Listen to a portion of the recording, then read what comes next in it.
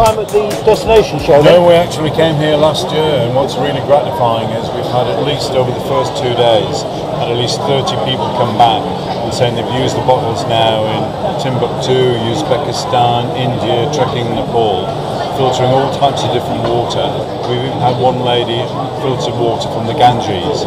So what you've got is brand new technology filter, which for the first time incorporates 3 different filtration methods. So the combination of those mean that the filter can take any water, even water like that, right? Yeah. Oh, so yeah, it's good. Yeah. Okay. And the filter sits directly underneath the spout. So when you drink through the spout like a sports bottle, you draw water through the filter. And there are 3 technologies. We use traditional carbon. Traditional carbon will take out the bad taste and the bad smell out of the water. It will also take small particles. We use 2 nanotechnologies. The first one reduces the pore size down, so it creates a mechanical filter, which basically is 2 smaller pore size, things like bacteria and some cysts and protozoa to pass through. But the clever thing is the third technology adds a hydrostatic charge into the water, acting like a magnet. So the magnet attracts and traps things as small as viruses inside the membrane. So it renders that water completely safe to drink.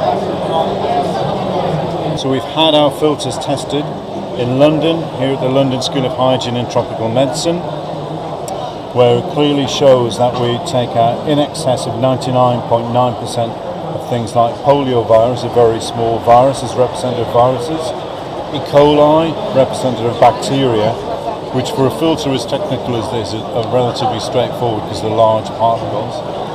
We take out protozoa and cysts, and we've even tested for things like free chlorine in the water, because that filter will take out chlorine, fluoride.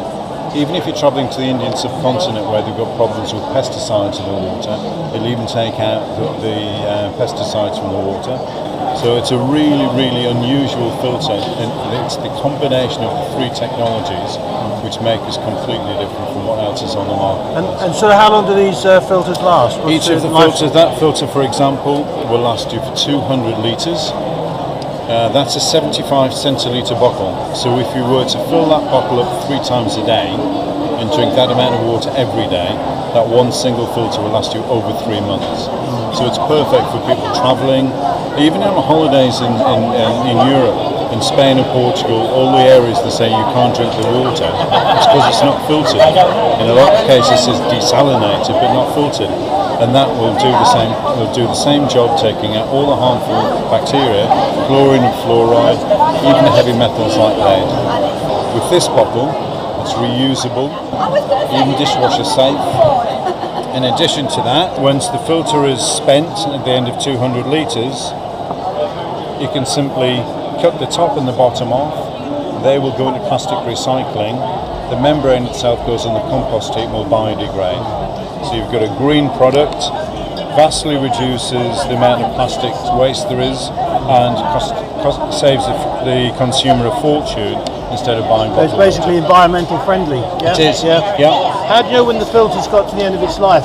At the end of 200 litres, the carbon starts to lose its strength, and the water will gradually start to taste as it did before you were filtering, or if you were abroad, it just tastes a little bit bitter.